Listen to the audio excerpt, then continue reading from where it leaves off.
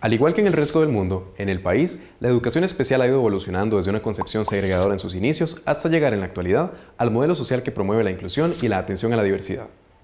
Entonces, ¿cuándo inició la educación especial en Costa Rica?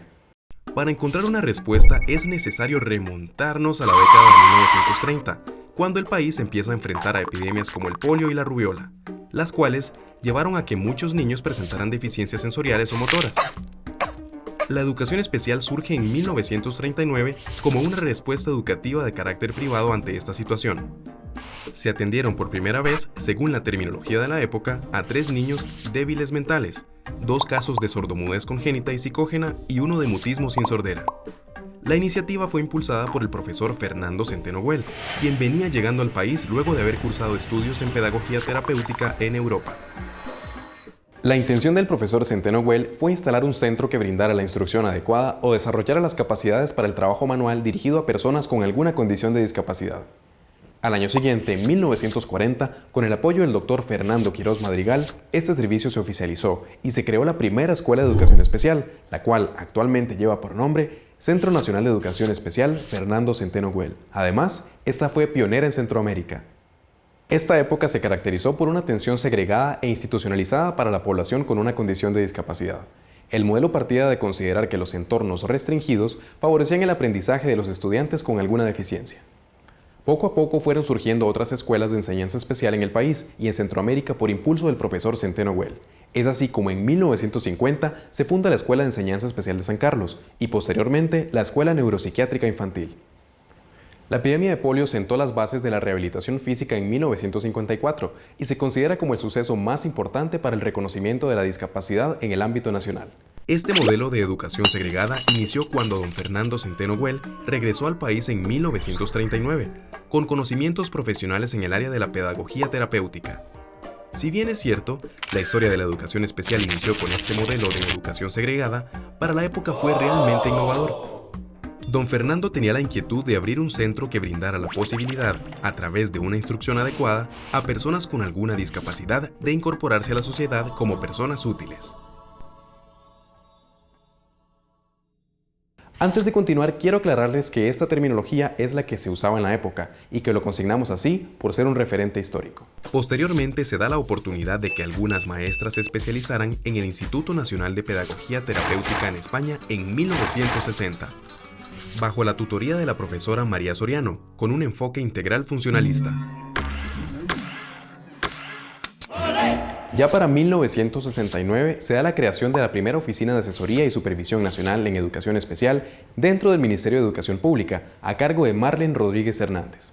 En 1970, un grupo de profesoras se especializó en Estados Unidos bajo un enfoque psicométrico conductista. Además, en esta época se inició la proliferación de escuelas de educación especial en todo el país y se dio la llegada de las primeras olas de la corriente integracionista a raíz de la divulgación del informe Warnock. Esta idea de las aulas especiales dentro de las escuelas regulares fue acogida de muy buena forma en nuestro país. Esta acogida positiva se debió a que las pocas escuelas que había estaban centralizadas y no podían atender a la creciente demanda de estos servicios. En 1973 se creó el Consejo Nacional de Rehabilitación y Educación Especial. En 1974 se crearon las primeras aulas especiales que recibieron el nombre de aulas diferenciadas. Se ubicaron en 6 aulas en escuelas alejadas del centro de San José. Posteriormente, en 1992, estos servicios cambiaron el nombre a aulas integradas. No obstante, antes de los 70 existía la inquietud de qué iba a pasar con los estudiantes cuando se egresaban a los 16 años, pues esos estudiantes no tenían mayores posibilidades de continuar aprendiendo o acceder a una formación laboral. En 1968 se dio la iniciativa de los talleres laborales, pero esta no logró abarcar a toda la población. Por esa razón, doña Olga Gamboa en 1976 planteó un proyecto para dar una alternativa de formación funcional a los adolescentes y jóvenes con necesidades educativas especiales. En esta iniciativa, los jóvenes se ubicaban en trabajos dentro de sus comunidades y se les daba seguimiento con el entrenamiento ocupacional. Actualmente se cuenta con servicios de tercero y cuarto ciclo en centros de educación especial, colegios regulares e institutos de formación que desarrollan programas de formación vocacional y laboral. La modalidad de aulas recursos se implementó en 1977. Estas aulas fueron ubicadas en instituciones del sistema regular escolar y atendían a estudiantes con dificultades de aprendizaje y con problemas emocionales y de conducta. Vale la pena mencionarles, antes de continuar con nuestro resumen histórico, que desde una perspectiva inclusionista, las aulas recurso pasaron a convertirse en servicios de apoyo educativo. Actualmente estas aulas cuentan, además, con servicios en discapacidad intelectual, terapia de lenguaje y deficiencia visual y auditiva, estas dos últimas de forma itinerante. En 1979 se inauguró el primer servicio integrado para niños ciegos y deficientes visuales en la Escuela Manuel Ortuño Broutin en San José. Son 10 para las 2. Esta forma de atención pronto se convirtió a la modalidad donde el docente visitaba y atendía a los alumnos en cada centro educativo que estaba integrado. Gracias al avance de este programa, en 1987 se cerró la residencia para niños ciegos ubicado en el Centro Nacional de Educación Especial Fernando Centeno Güell. Este cierre se debió a que los estudiantes de zonas alejadas ya no tenían que venir a la capital para ser atendidos. Además, en este año se dio la promulgación de políticas nacionales de rehabilitación y educación especial. En 1990, la UNESCO impulsó la propuesta de Educación para Todos. Con esto, se acercaron a nuestro país las primeras ideas inclusionistas. En 1996 se promulgó la Ley 7600 de Igualdad de Oportunidades para las Personas con Discapacidad en Costa Rica. Esta posibilita que en 1997 se publique el documento de políticas, normativa y procedimientos para el acceso a la educación de los estudiantes con necesidades educativas especiales. Para 1999 empiezan a permear con fuerza las ideas de atención a la diversidad, de inclusión y de no exclusión, gracias al éxito que han tenido dentro de las reformas educativas de Canadá, España, el Reino Unido y algunos estados de los Estados Unidos. A partir del 2000 se empezaron a dar cambios en la visión y misión del Departamento de Educación Especial con miras a la atención de la diversidad. De igual forma, se empezó el diseño de proyectos curriculares en centros de educación especial y un nuevo plan de estudios con propuestas inclusivas. Además, en el 2002 se dio la creación del Centro Nacional de Recursos para la Inclusión Educativa, CENAREC, e iniciaron los programas para adultos mediante el modelo CAIPAD o Centro de Atención Integral para el Adulto con Discapacidad.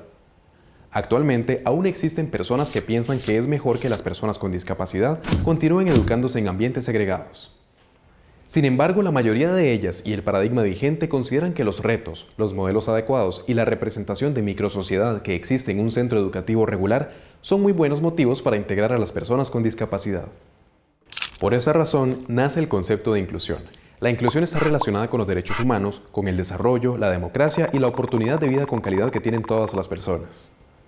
La inclusión en Costa Rica busca que todos los alumnos, independientemente de sus condiciones físicas, intelectuales, sociales, emocionales, lingüísticas u otras, tengan acceso a la educación. Estas escuelas inclusivas deben acoger a los estudiantes que presentan una condición de discapacidad o de alta dotación que viven en la calle y a quienes por alguna razón deben trabajar. De igual manera acoge a las minorías, así como a los niños de zonas desfavorecidas o marginales, tanto en las áreas urbanas como rurales.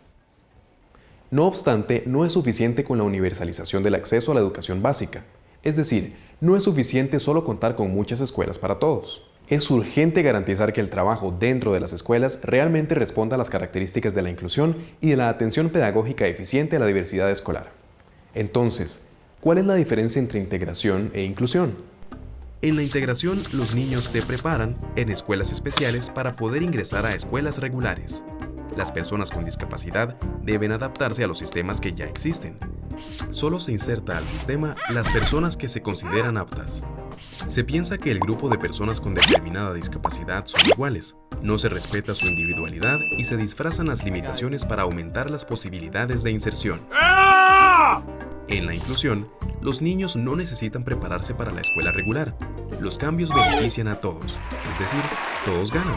La sociedad se adapta para atender las necesidades de las personas con discapacidad y en general a los diferentes indicadores de diversidad. La sociedad se vuelve más atenta a las necesidades de todos.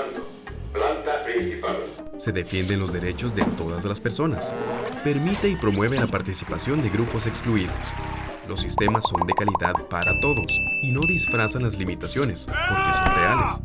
Por último, todos somos diferentes, todos somos personas y no hay que separar. Por eso, este nuevo concepto de inclusión busca utilizar las buenas prácticas que tiene el sistema educativo para fomentar formas de trabajar que puedan mejorar el aprendizaje de todos los alumnos, minimizar la exclusión y apoyar la capacidad de respuesta ante la diversidad.